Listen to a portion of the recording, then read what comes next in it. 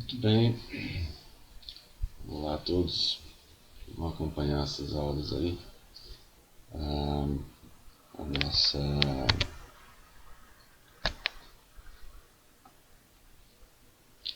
nossa disciplina aí, processamento de sinais. Para quem não conhece, sou o Gustavo, professor Gustavo. E a gente vai ter esse semestre aí, uma modalidade um pouco diferente do que a gente está acostumado, né, em termos de aula. E antes de começar aí a matéria em si, o conteúdo, queria dar algumas orientações para vocês sobre como isso vai funcionar, né, nessa disciplina aqui. Então tem aí o formato desse curso, né, que vai ser o seguinte. Eu vou disponibilizar, como já comentei lá na reuniãozinha rápida que a gente fez, vou disponibilizar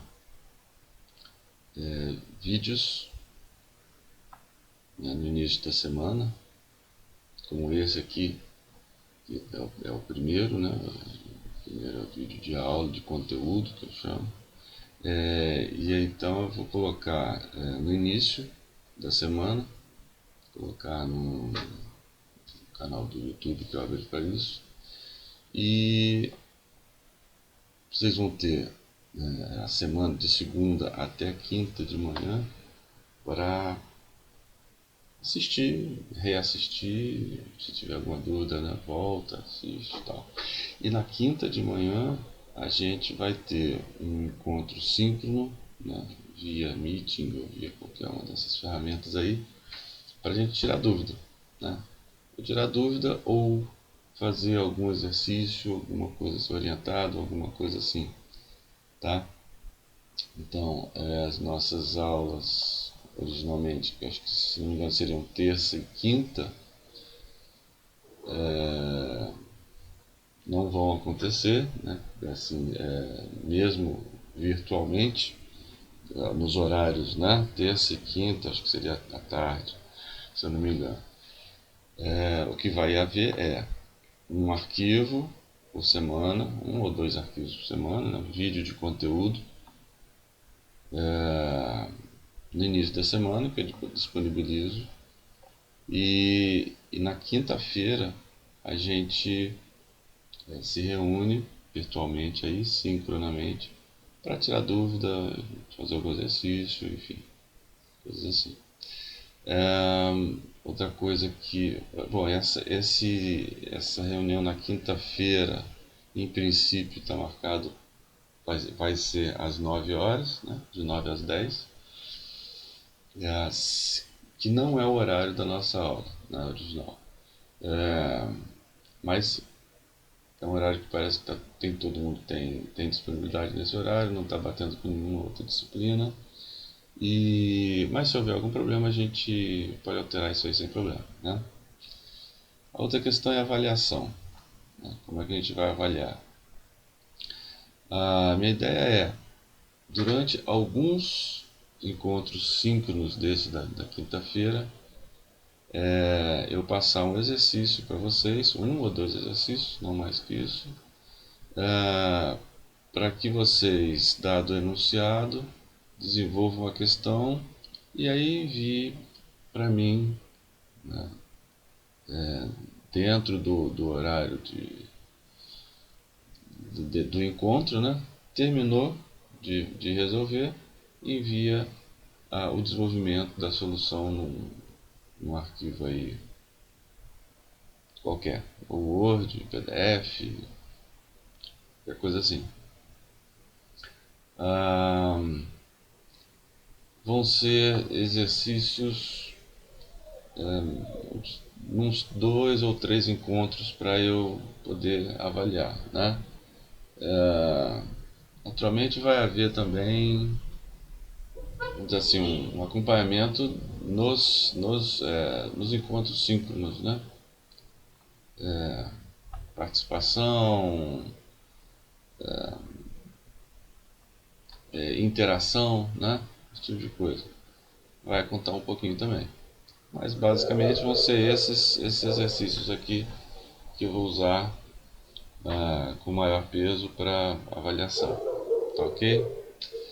Os vídeos vão vir sempre com essa carinha aí, né? Uma parte mais avermelhada embaixo e a identificação da disciplina e da semana e da aula naquela semana. Pode haver situação em que eu tenha duas aulas, ou seja, dois arquivos, dois vídeos, né, numa semana, tá? Ah, por que essa diferenciação de cor? Porque lá vão estar também os outros vídeos da outra disciplina que eu dou, para ficar fácil a identificação lá no YouTube, tá ok? Muito bem. Vamos partir então aqui para a nossa aula.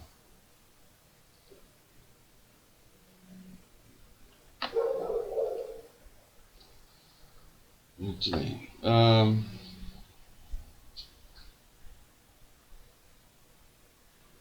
Então, nosso assunto é processamento de sinais, né? Mais especificamente, processamento digital de sinais. Qual é a ideia central do processamento de sinais, né? É mensurar uma grandeza. Normalmente, essa grandeza é analógica. Então, mensurar essa grandeza, processá-la e obter informação sobre o evento associado. Ou seja, eu quero verificar a situação de um ambiente, né? Ou de um equipamento, ou de uma pessoa, um ser vivo até também. E aí como é que eu monitoro isso? Através de grandezas que eu possa mensurar, né? Se eu quero saber se uma pessoa está com febre ou não, o que eu faço? Eu meço a temperatura dela, né? Aqui está o centro, né, da disciplina, né, que é o processamento de sinal. A gente, num sistema completo, né, para eu processar uma grandeza, eu tenho que mensurá-la. E depois eu tenho que fazer alguma coisa com essa informação, né? Mas o nosso, vamos dizer, a parte principal aqui da nossa disciplina é o processamento de sinal. Esse processamento pode ser analógico ou digital, né? O processamento analógico é quando a gente realiza, né, esse processamento exclusivamente através de circuitos eletrônicos analógicos, né, amplificadores, circuitos resistivos, capacitivos, indutivos, esse tipo de coisa, onde não entra, né, um processador, um microprocessador, né? Então, processamento analógico. E até um tempo atrás, né, todo o processamento era feito de forma analógica, porque ainda não existia processadores rápidos o suficientes para processar tão rapidamente quanto um circuito eletrônico processa. Então, existe processamento analógico feito por circuitos eletrônicos analógicos. E existe processamento digital feito através de computadores, nas suas várias formas, né? Computadores aqui não é só o PC, o notebook, né? Mas microcontroladores, chips, né? Bem minúsculos, bem pequenos, que podem fazer isso. O celular não deixa de ser também um exemplo de computador, né? Então, o que significa essa sigla DSP? É a sigla para Digital Signal Processing, né, do inglês aqui, né, processamento digital de sinais. Digital, porque as informações são representadas como são dentro de um computador, né? Vocês já estão carecas de saber aí, né?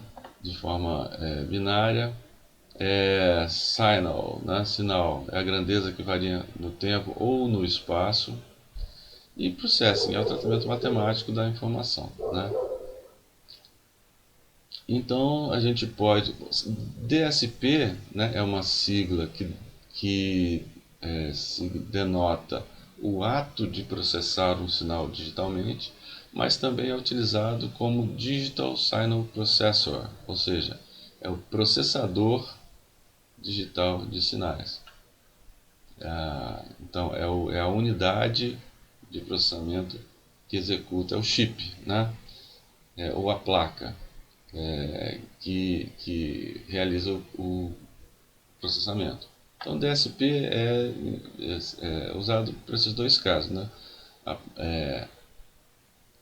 O processamento do sinal ou o processador do sinal. Então, a gente pode definir como DSP como um processamento de um sinal, normalmente analógico, através de um dispositivo digital, né? E essa definição parece à toa, mas isso aqui tem um grande impacto, né? Você processar um sinal analógico através de um dispositivo digital, né? Isso tem algumas consequências que a gente vai ver, né? Algumas das grandes áreas de aplicação do DSP são essas aí, né? Comunicações. Existe um forte processamento de sinal dentro do nosso celular, né? Para quê? Para filtrar ruído que vem do ambiente. Por exemplo, a gente ouve o sinal alto e claro e bem nítido no nosso celular, sem aquele chiado. Por quê? Porque quando o sinal chega no celular, ele vem com ruído, né? Que é captado aí, é incorporado as ondas de rádio que chegam, né, que são captadas pelo celular. Acontece que antes dele chegar no nosso ouvido, antes dele ser amplificado ali para chegar no nosso ouvido, ele recebe um processamento, né, do sinal que chegou com ruído para eliminar esse ruído ou diminuir o máximo possível. O DSP também é utilizado na multiplexação de sinal, né? Redução de eco, por aí vai. Multiplexação de sinal permite que a gente transmita por um mesmo meio, por um mesmo fio, vamos dizer assim, por uma mesma onda de rádio, várias informações ao mesmo tempo, mudando aí a, a frequência de cada sinal, de cada dado que está sendo transmitido ali, né? Então, isso aumenta a banda de transmissão, né? Áudio, vídeo e imagem, né? Processamento de mídia aí para entretenimento, na medicina é muito utilizado o DSP. Controle de movimento, né? O ABS, por exemplo, o freio ABS, controle de velocidade. Esses carros hoje em dia vêm com controle de tração, né? Controle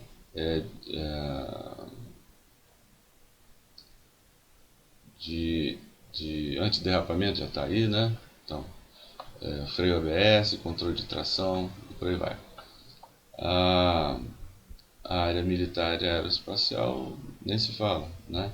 Os radares e sonares, fotografia espacial, onde você pode, que não é nem no caso a área militar ou aeroespacial, é um exemplo utilizado na agricultura, que você pode tirar uma foto, não uma foto exatamente como a gente entende hoje, mas através de ultravioleta ou infravermelho, né, e através de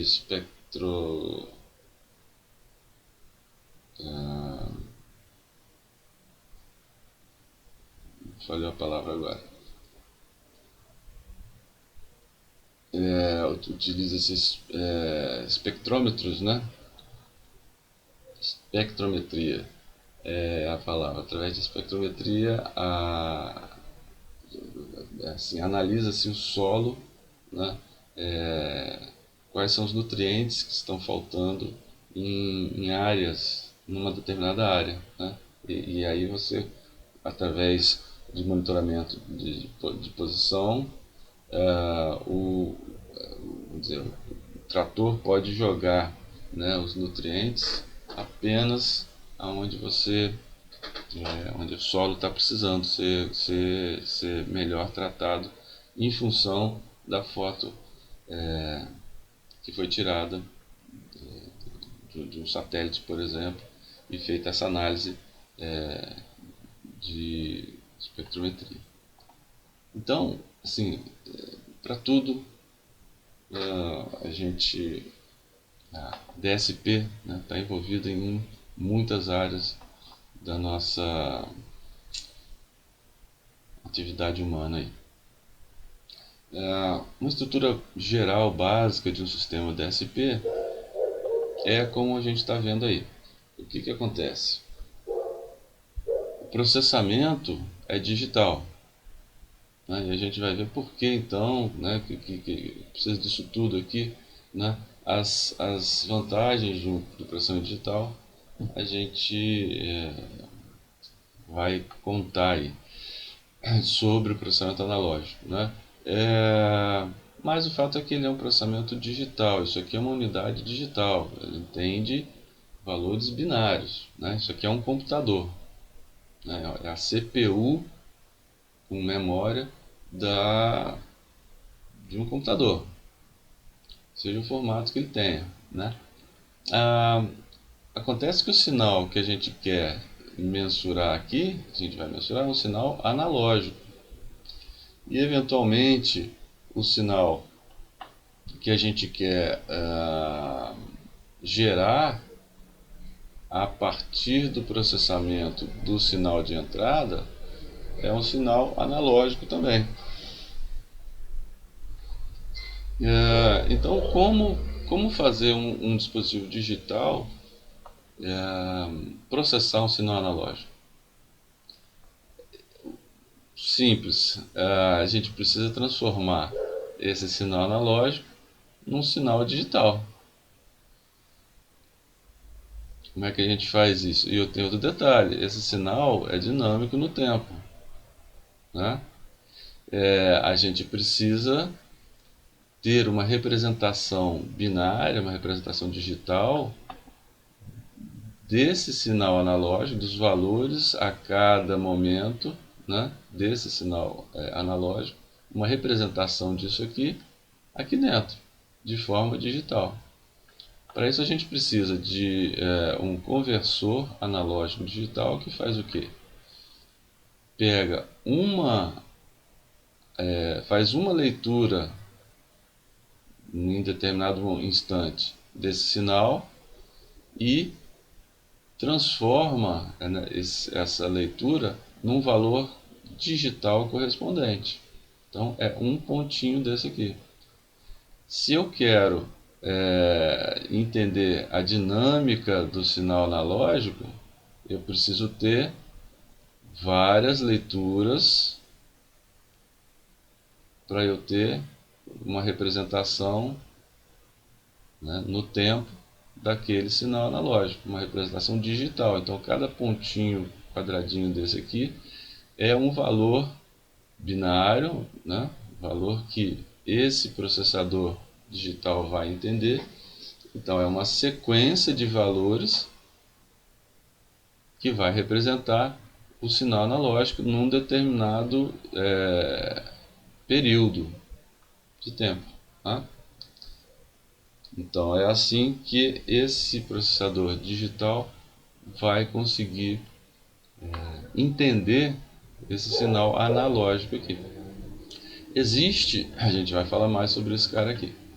Existe naturalmente alguns circuitos que preparam esse sinal analógico para ser lido pelo conversor analógico digital. A gente vai falar um pouquinho deles. Bom, um deles é esse aqui, filtro anti-alias, sei lá como é que chama isso. A gente vai falar sobre isso. Enfim, é um circuito que prepara o sinal para ser lido pelo conversor analógico digital. Então, uma vez esse sinal tendo sido convertido para alguma representação digital e lido pelo processador aqui, então ele vai processar o algoritmo de tratamento desse sinal, né, e gerar um sinal analógico também. Só que o processador digital, de novo, não consegue gerar sinal analógico, ele só consegue gerar 0 e 1. O que que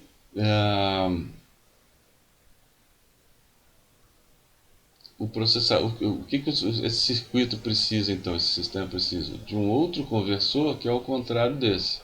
Esse aqui é um conversor digital analógico, ou seja, ele pega uma representação digital, né, e transforma em um nível de tensão, um valor de tensão, um valorzinho de tensão. Então, para eu reproduzir o sinal analógico na forma que deve ser reproduzido, esse processador de sinal, processador digital, tem o que? Tem que gerar uma série de valores no tempo para que esse conversor digital analógico transforme cada valor desse aqui num nível de tensão. Tá vendo que ele é meio quadradinho aqui. Por quê? Porque uma vez que esse processador gerou um valor aqui, esse conversor gera a tensão correspondente aqui, até que o processador digital gere um novo valor aqui. E aí o conversor aqui muda para a tensão correspondente àquele novo valor que foi gerado aqui. E aí ele forma esse sinal cheio de dentinho aqui, né? Para suavizar esses dentinhos, né, existe esse sinal gerado aqui, passa por um filtro também, que é um filtro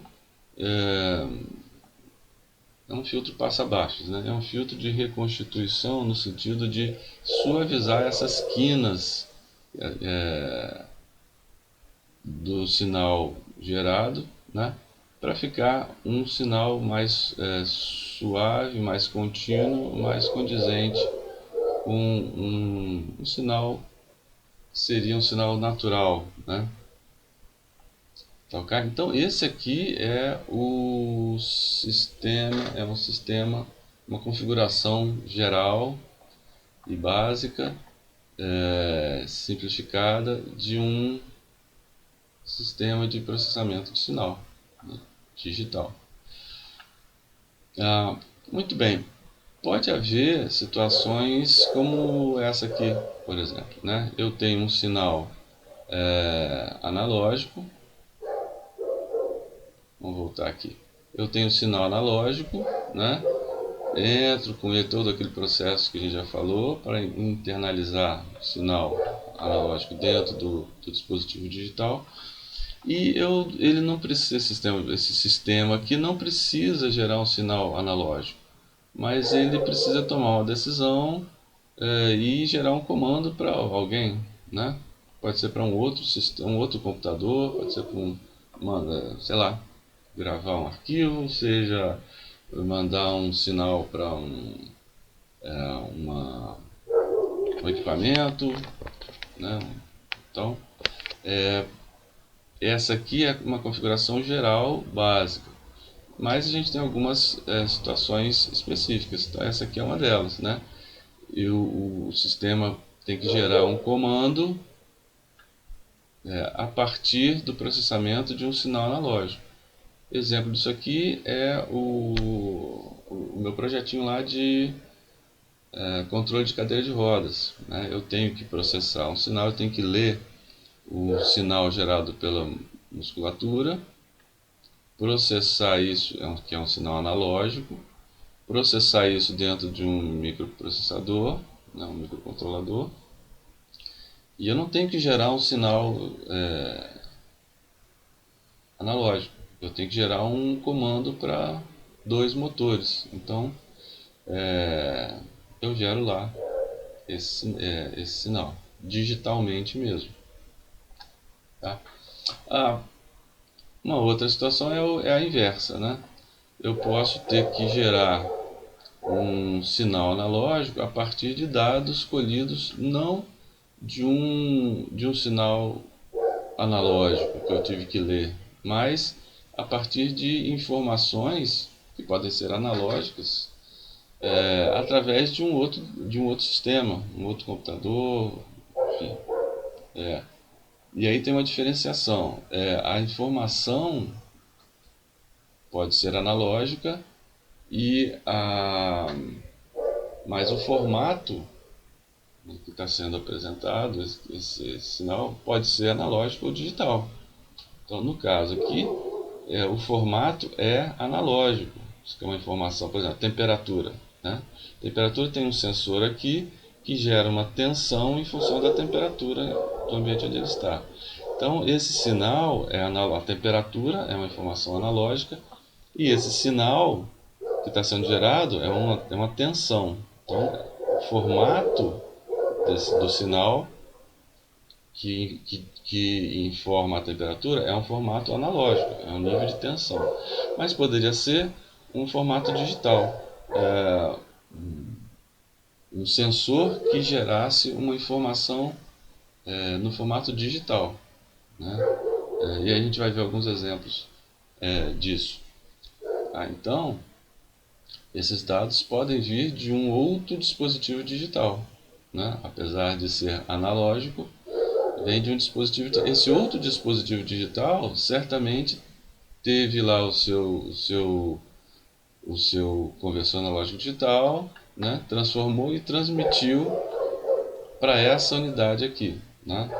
Então, estou considerando só que ele está recebendo dados de um outro dispositivo digital, dados analógicos,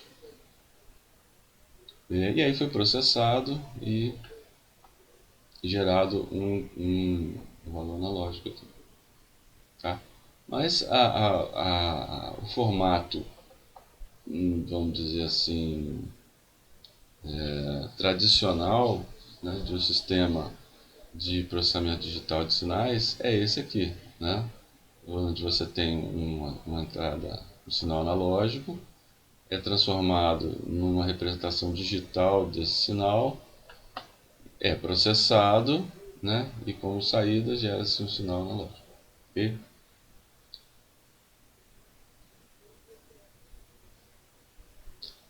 Muito bem, por falar em sinal analógico, o que é um sinal analógico? Né? Vamos caracterizá-lo de forma simples. Né? Sinal analógico, normalmente sinais analógicos são provenientes de transdutores. Né? Sinal analógico é um sinal que pode assumir infinitos valores dentro de uma faixa. Né? Você indo ao limite, né?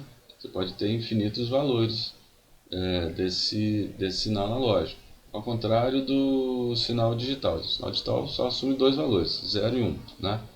O sinal analógico ele é contínuo no tempo, né? No tempo e na faixa de valores que ele representa. E eles são, normalmente, para o nosso caso aqui, são provenientes de transdutores. Né?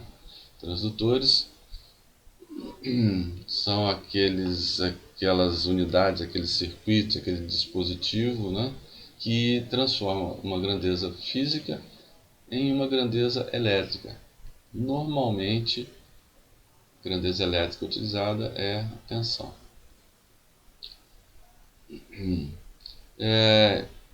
E muitas vezes esse sinal gerado por esse transdutor necessita de um pré-processamento para que seja lido pelo conversor analógico digital. Lembra aqui que esse sinal ele tem que ser lido, né? E esse conversor analógico digital ele tem que ler esse sinal e gerar uma representação binária aqui, um número, né? No formato binário, para que o processador possa ler, né? Interpretar o valor do sinal aqui. Acontece que esse sinal gerado pelos transdutores nem sempre estão num formato adequado para ser lido pelo conversor.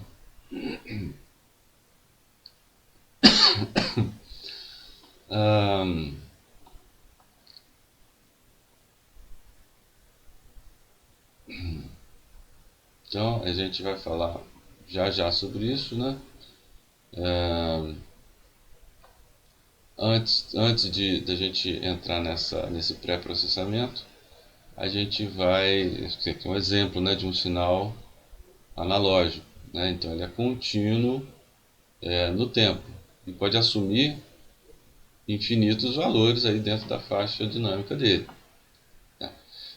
Aqui a gente tem dois tipos de valores analógicos. Um em função do tempo, né, que é uma tensão lá sei lá, de alguma coisa, né, da saída do sensor. Né? Pode ser a temperatura, sei lá, ao longo do tempo. E em função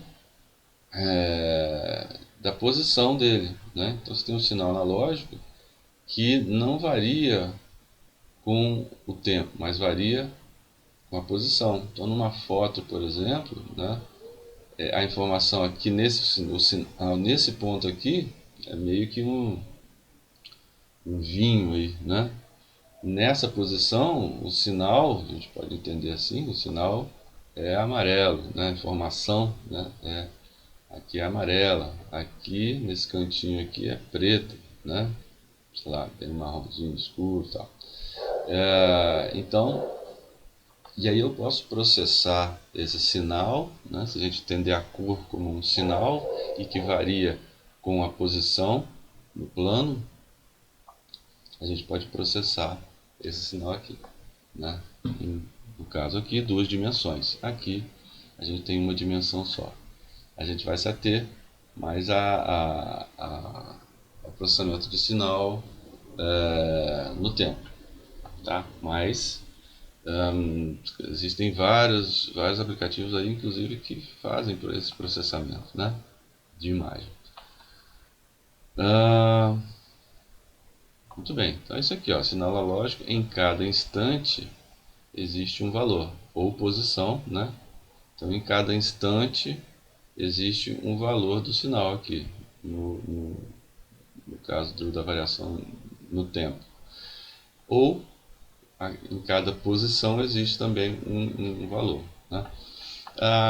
Repara o seguinte, aquela conversão analógica digital, eu tenho que então, para eu entender que esse sinal sobe, depois desce aqui, depois sobe lá nesses valores aqui, como é que eu vou entender isso aqui? Significa que a cada momento aqui eu tenho que ler esse sinal para saber se ele está subindo, se agora ele está descendo, né? Agora ele desceu mais, agora ele começou a subir, eu tenho que ler periodicamente esse sinal. Ok? A gente vai ver como fazer isso, né? Aqui são alguns sensores, né, que utilizam transdutores que representam uma grandeza e transformam essa grandeza num valor elétrico. Esse aqui é um sensor de temperatura, um termopar. Então na pontinha ali ele tem dois metais, né, que desenvolvem uma DDP diferente uma da outra, que no final das contas geram um nível de sinal aqui. Esse aqui é um outro sensor de temperatura, né, baseado em silício, né, na partilha de silício. Você alimenta e ele gera um sinal correspondente proporcional à temperatura. Esse aqui é um sensor de pressão. Esses dois geram o sinal de forma analógica, né, um nível de tensão. Esse aqui não, esse aqui já gera no formato digital. Tá? Ele utiliza um protocolozinho para informar essa temperatura. Esse aqui também, informar a pressão dele. Tá? Esse aqui também é um sensor de umidade, que nesses dois pinos ele tem um protocolo de comunicação digital, onde ele informa a umidade. Então repara, esses dois sensores são sensores que captam uma informação analógica, pressão e umidade, mas geram essa informação, transmitem essa informação no formato digital.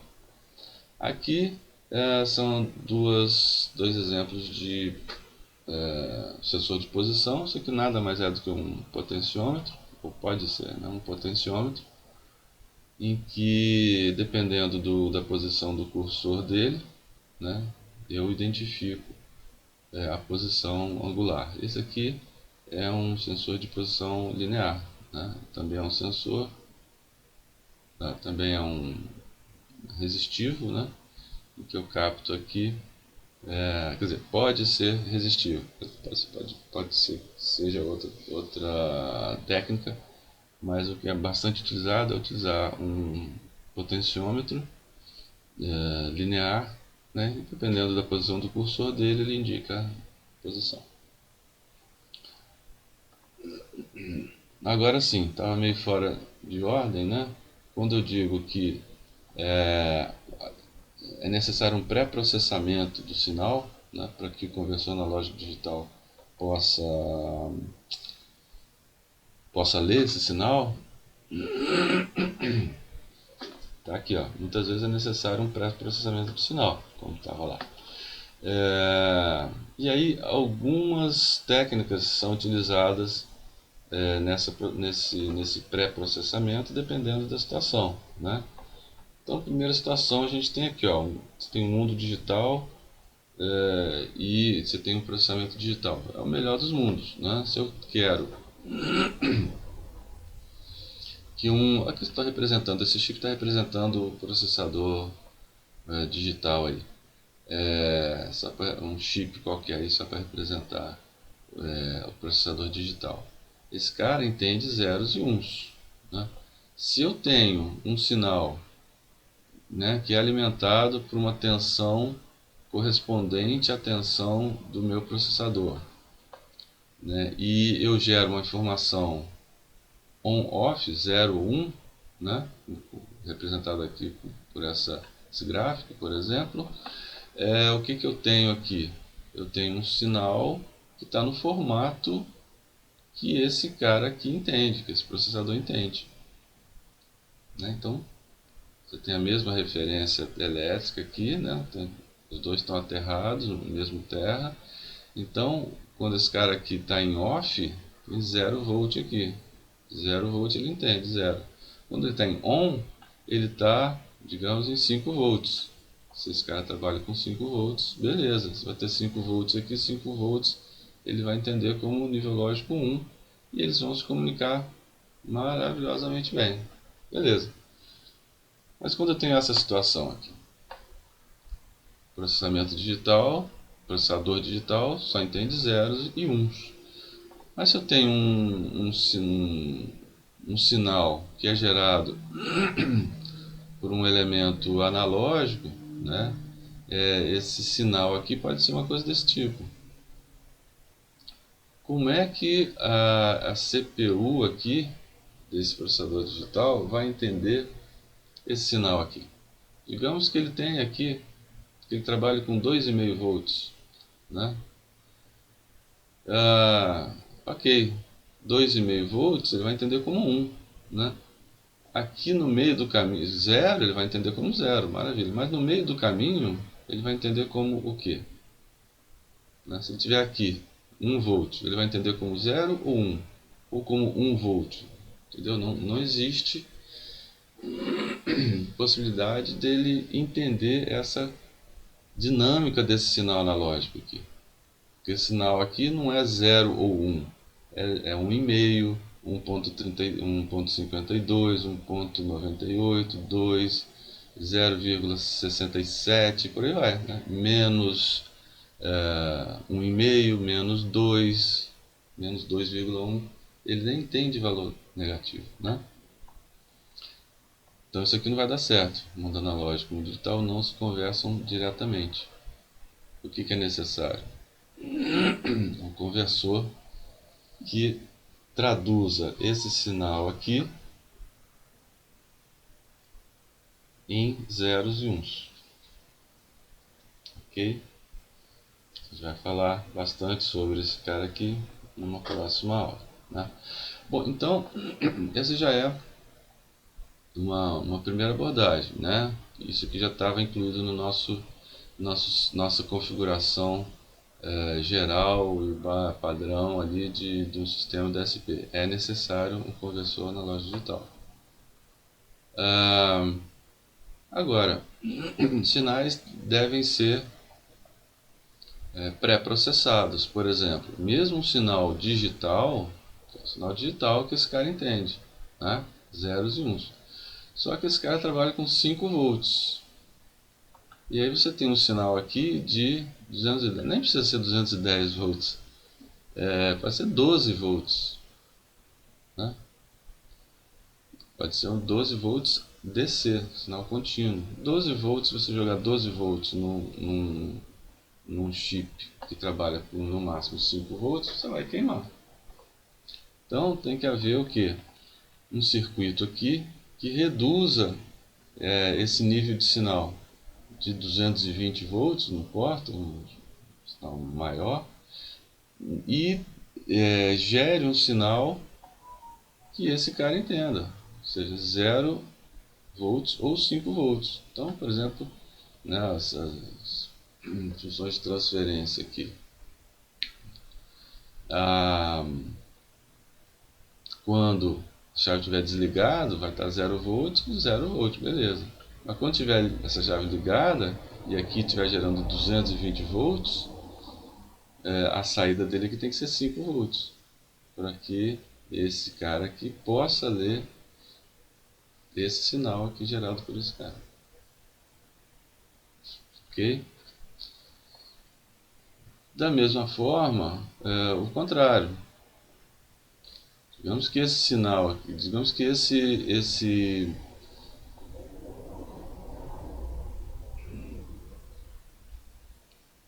sensor aqui, não importa qual seja, gere um sinal da ordem de milivolts, né? Esse sinal aqui, ele tem no máximo 2 milivolts, no máximo 2,5 milivolts.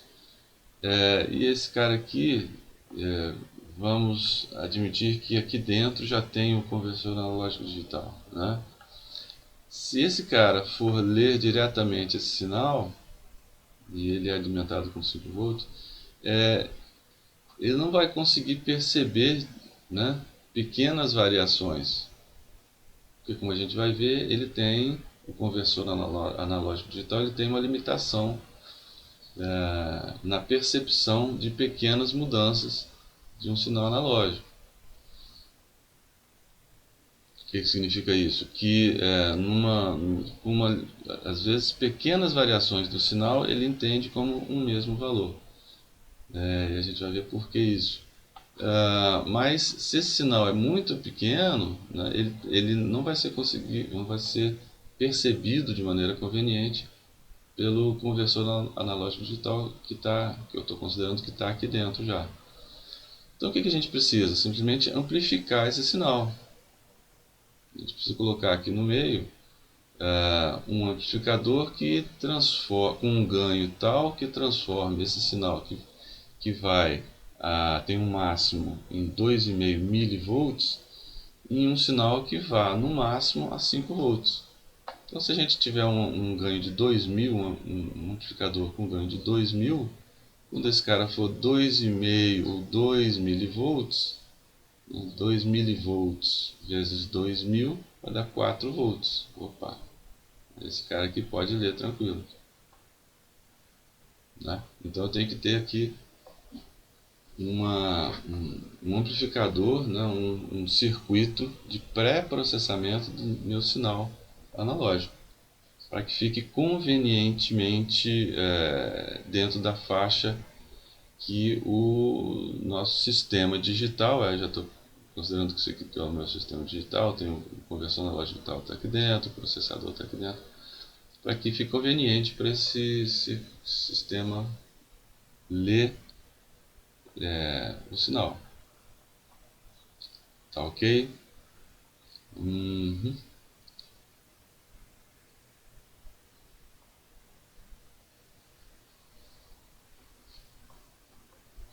O conversor analógico digital, ele... Deixa eu ver aqui. Tá. O conversor analógico digital ele tem vários formatos, vamos dizer assim. Esses aqui são alguns exemplos, né? Até esse aqui já é mais antigo, né? Quer dizer, uma placa de um conversor de conversão analógico digital. Mas o que se tem hoje em dia são chips, por exemplo, como esse aqui, né? Que é um conversor em um chip, né? Ah, hoje em dia, com a miniaturização da eletrônica, né? Da microeletrônica, os processadores de sinal já incorporam, né, o conversor analógico digital. Então esse cara aqui é um DSP, aquilo que eu comentei lá no início. Ele é um DSP, ou seja, é um processador digital de sinais da Texas. E aqui dentro está a CPU, está a memória, está os dispositivos de entrada e saída, está o conversor analógico digital, está o conversor digital analógico, né? Eventualmente os filtros de entrada e saída também. Está tudo aqui num único chip. Esse carinha aqui é um PIC, né? Da microchip, bastante utilizado aí nas plaquinhas de Arduino, do Arduino. Na verdade, ele é era um concorrente da Atmel, a Atmel que era a fabricante do processador do Arduino, que foi comprada, a Atmel foi comprada pela Microchip. Então, tudo Microchip agora. Mas o fato é que esse cara aqui é um microcontrolador. Aqui dentro tem CPU, tem memória, tem dispositivo de entrada e saída, tem conversão analógica digital. Não tem conversor digital analógico, mas tem conversor analógico digital, né? Você lê um sensor analógico. Então, você tem várias configurações, vários formatos de conversores analógico digital. Eventualmente você tem plaquinhas dessa para botar no slot dos computadores, PCs mais antigos, quer dizer, esses que a gente vê que ainda existem aí em cima da mesa, desktop, e existem alguns que são alguns módulos que são conectados a USB do notebook. Hoje em dia, né, o notebook está disseminado, então tem uma caixinha, um módulozinho que você conecta via USB ao notebook ou ao computador também, desktop, e ele tem as entradas ali para você ligar. Inclusive existem osciloscópios, né, que são plaquinhas desse tipo. Você liga na USB e você roda um aplicativo do osciloscópio no notebook. Ok? Eu acho que eu vou parar por aqui. Que a gente vai continuar. A próxima aula vai ser sobre a conversão analógica digital. A gente vai detalhar aí a conversão, vai detalhar esse conversor analógico digital e as suas características principais ali, o que a gente precisa ficar de olho, o que a gente tem que considerar na hora de especificar um conversor analógico digital. Ok, a gente fica, esse vídeo fica por aqui. e a gente agora a gente se tira dúvidas, etc e tal. Na próxima, no nosso encontro síncrono, que eu vou colocar, cujo link eu vou passar para vocês. Tá bom? Então, até a próxima.